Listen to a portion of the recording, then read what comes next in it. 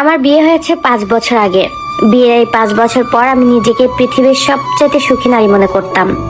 স্বামী আমাকে অনেক বেশি ভালোবাসতো, আর শ্বশুরবাড়ির সবাই আমাকে মাথায় করে রাখতো, একদম মেয়ের মতো দেখে। কিন্তু ওই যে কথায় আছে না, এত সুখ নাকি মানুষের কপালে বেশি দিন থাকে না। একদিন হঠাৎ করে ফেসবুকের সাজেশনে আমার প্রাক্তন প্রেমিকের নামটা ভেসে উঠলো। যে মানুষটা আমাকে বিয়ের আগে ধোকা দিয়ে চলে গিয়েছিল, তাকে দেখে আমার বুকের ভিতরটা আবার কেন যেন কেঁপে উঠলো। আমার কৌতূহল সামলাতে না পেরে একটা হাই লিখে পাঠালাম, শুধু একটা কথা বলবো, কি আর হবে। কিন্তু এই কথাটাই ছিল আমার জীবনের সবচেয়ে বড় ভুল। একটা হাই থেকে শুরু হলো ঘন্টার পর ঘন্টা আমাদের কথা বলা। আমি ভুলেই গেলাম আমার স্বামী আছে, সে আমাকে কতটা পরিমাণ বিশ্বাস করে। সে খুব সুন্দর করে কথা বলতো যেদিন তোমাকে আমি ছেড়ে যাই সেদিন আমার জীবনের সবচাইতে বড় ভুল ছিল সালমা। আমি তোমাকে ছেড়ে যেতে চাইনি, কিন্তু পরিস্থিতির শিকার হয়ে আমি তোমাকে ছেড়ে যেতে বাধ্য হয়েছি। আমি আবার ওর কথার মায়া পড়ে গেলাম। স্বামী যখন অফিস থেকে ফিরতো, আমাকে জড়িয়ে ধরতো, আমার তখন খুবই খারাপ লাগতো। তখন আমার মনে হতো আমি তার সাথে প্রতারণা করছি। কিন্তু আবার যখন ওই পুরনো মানুষটার সাথে কথা বলতাম, তখন আর নিজেকে সামলাতে পারতাম না। আমি যেন একটা দুমুখ জীবন কাটাতে শুরু করলাম। দিনের বেলায় আমি আদর্শ স্ত্রী, আর রাত যখন গভীর হয় তখন আমি অন্য কারো প্রেয়সী। এই চোর পুলিশ খেলায় আমি যে নিজের ব্যক্তিত্বকে হারিয়ে ফেলছিলাম, সেটা আমি এক মুহূর্তের জন্য টের পাইনি।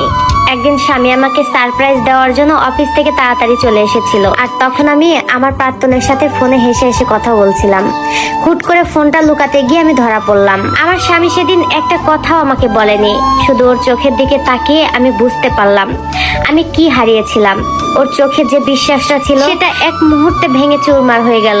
আমি যখন আমার প্রাক্তন প্রেমিককে ফোন করে বললাম আমি ধরা পড়েছি আমার হাজবেন্ডের কাছে, তখন সে আমাকে উল্টো দোষারোপ করতেছে আর বলতেছে সাবধানে থাকতে পারিস নাই, ধরা যেহেতু পড়েছিস এখন কিছুই করার নাই, এই ঝামেলার মধ্যে যেন আমাকে জড়াস না। তোকে আমি আগেই অনেক সাবধানে থাকতে বলেছিলাম।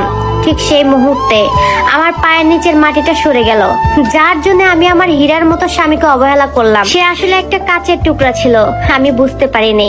সে আমাকে কথাগুলো বলে আমাকে ব্লক করে দিল। ব্লক করে দিয়ে সে নিজের রাস্তায় চলে গেল, আমাকে একা ফেলে।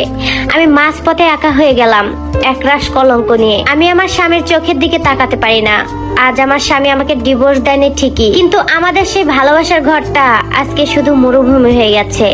সে আমার সাথে এক বিছানায় থাকে ঠিকই, কিন্তু আমাদের মধ্যে কোনো কথা হয় না। সে আর আমাকে বিশ্বাস করে না। অতীতের মৃত প্রেমিককে কবর দিতে না পেরে আমি আমার জ্যান্ত বর্তমানকে পুড়িয়ে ছাই করে ফেলেছি।